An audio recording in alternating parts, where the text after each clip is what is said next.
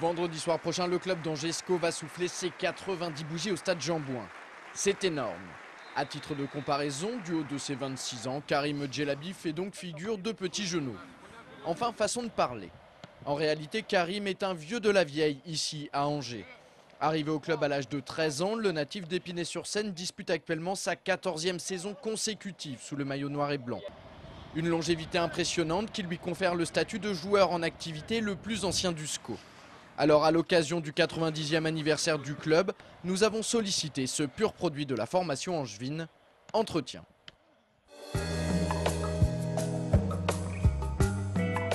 un peu chez toi ici? On peut dire ça comme ça, c'est clair que ça fait longtemps que je suis ici. J'ai eu des opportunités pour partir, mais en fin de compte, je suis toujours resté et bon, pour l'instant, je ne le regrette pas. Justement, t'as eu des opportunités, pourquoi t'es pas parti d'Angers? Parce que parfois, ça a capoté au dernier moment avec les clubs et puis par un moment, les clubs ici n'ont pas voulu me laisser partir, donc je suis resté là. J'ai connu tellement d'entraîneurs et de joueurs ici que bon, c'est difficile de dire. Ouais, je dirais Eric Guérit qui m'a quand même pas mal marqué, celui qui m'a sorti de la réserve pour me faire signer pro en 2002-2003 je crois. Donc il m'a pas mal marqué. Puis après, bon, on a eu une période un peu galère, avec la période un peu Norbert, c'était compliqué. On avait pas mal d'entraîneurs, il y a pas mal de remous. Puis après, le deuxième tournant, c'est quand l'équipe actuelle est arrivée au club, quoi. Ça a remis un nouvel élan, quoi. Pire souvenir, je dirais, c'est la descente je crois que c'était en 2005, je crois, quand on est descendu en national.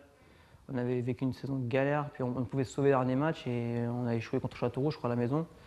Donc c'était vraiment ça le souvenir, quoi. Le meilleur souvenir, c'est mon premier match en pro et parce que c'était un aboutissement, quoi.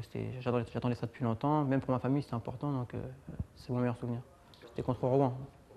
Ah ouais. 3-1 pour nous. J'avais marqué à Padovani, un but de la tête magnifique. On n'avait rien à perdre non plus, mais bon, on voulait faire quelque chose de bien dans cette coupe. On est arrivé là-bas décontracté quand même, hein, mais bon, après, on prend un but d'entrée de jeu, donc ça a compliqué les choses. Après, on réussit à égaliser, après on passe devant, on passe devant, on met le troisième but, donc on était en pleine euphorie. Puis après, il y a un 3-2, ce qui corse un peu la fin de match, mais bon, on a réussi à tenir et après, c'est la délivrance, quoi, c'est la joie. Je me suis adapté par la force des choses, hein, parce que bon, quand le coach est venu, la première année où il arrive au national, j'ai joué au milieu de terrain, pas mal de matchs. Je pensais que j'allais continuer à ce poste-là, et bon, après, l'arrivée de nouveaux joueurs, tout ça, et le coach m'a dit que j'allais jouer derrière, qu'il comptait sur moi pour jouer derrière, donc je me suis adapté. Et bon, comme je dis, le principal, c'est quand même de jouer, hein, donc j'ai fait ce qu'il fallait pour jouer derrière. Je me suis adapté au fur et à mesure, et puis bon, maintenant, c'est devenu mon poste, quoi. C'est un travail psychologique, il faut se mettre dans la tête que maintenant, on change de poste, il y a d'autres... ça demande beaucoup plus de rigueur quand tu joues derrière que quand tu joues au milieu de terrain. Il y a d'autres attentes, donc bon, psychologiquement, faut s'y mettre, et puis bon, après, ça vient tout seul, quoi. Angers, ça restera le club de ton cœur?